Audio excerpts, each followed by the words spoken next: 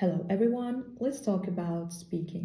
Speakingda gaplaringiz chiroyli chiqishi uchun ko'proq sifatlar, hissiyotlar va detallar qo'shishingiz kerak. Va hozir aynan feelings, hissiyotlar haqida gaplashamiz. Masalan, o'zimni juda baxtli his qilyapman desak, qanday bo'ladi?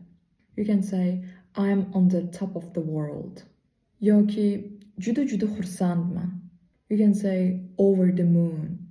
Kayfiyati juda yaxshi desak, in high spirits desak bo'ladi. Minnatdorman. I feel grateful. Okay, negative feelings chi. To'yib ketdim, jonimga tegdi. I'm fed up. Umidsizman. I feel hopeless. Chidab bo'lmaydigan darajada. I'm at my breaking point. Juda charchadim. I'm burned out. Yoki butunlay holdan to'yganman.